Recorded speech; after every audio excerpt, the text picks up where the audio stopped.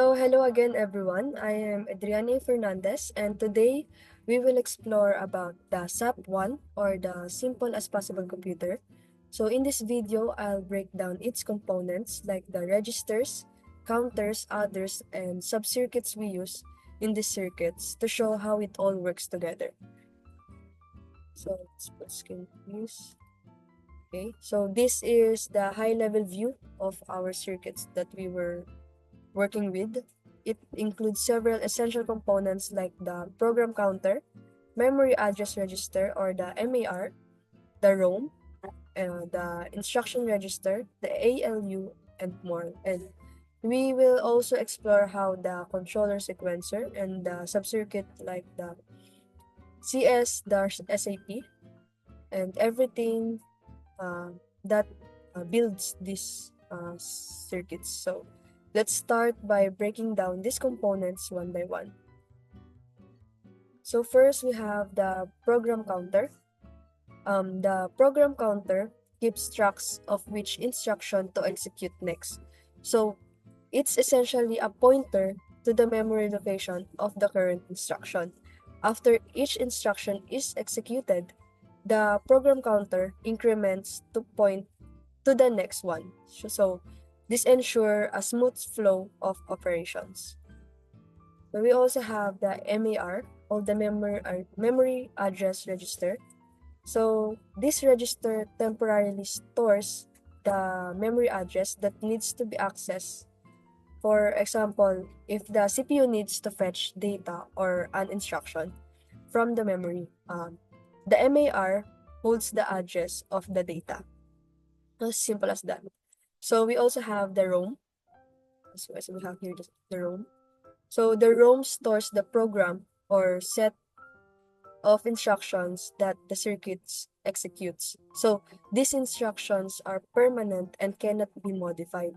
When the PC sends an address to the ROM, so the ROM retrieves the corresponding instruction and sends it to the next components. Next is the instruction register. Here's the instruction register. This instruction register temporarily holds the instruction fetch from the ROM. It ensures that the current instruction is ready for decoding and execution. So we can think of it as the workspace for instructions. Next is the controller or the sequencer. So this controller or the sequencer is the brain of the circuit. It decodes the instructions in the IR and generates control signals to activate the appropriate components like the ALU, registers, or memory. It ensures every operation happens in current sequence. So as you can see here, the control sequencer is being connected with, here in our subcircuits, which is the CS-SAP. So as mentioned, this is the brain of the circuits because this generates all the control signals.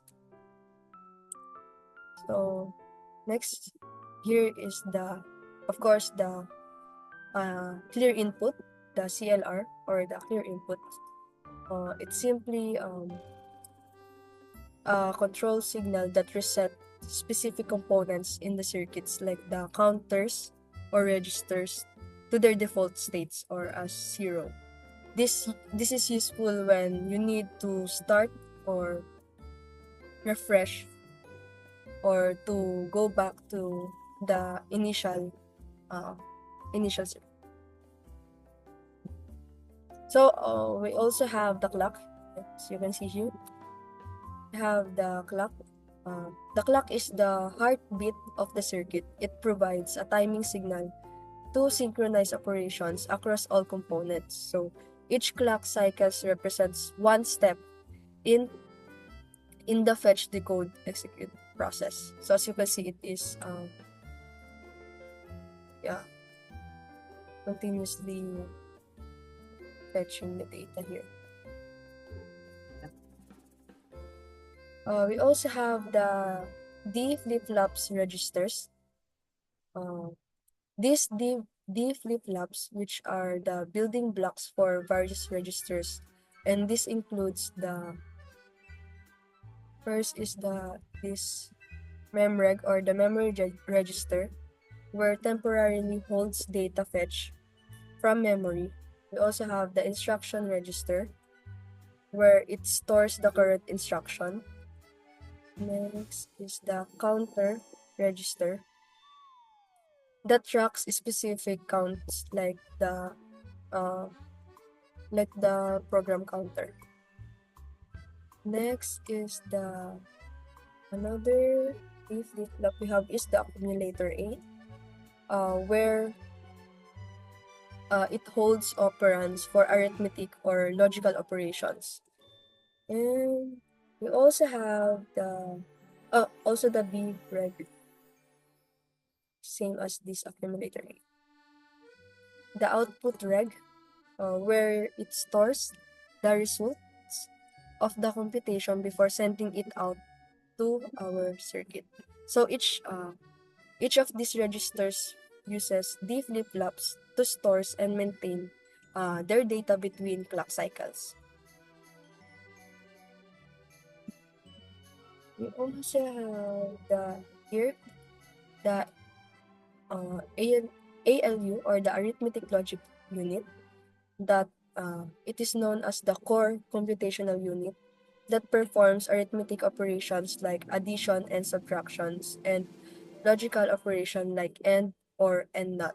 So for example, if we are adding two numbers, the ALU takes inputs from the accumulator A and B register, then process them and sends the result to the output registers. And next is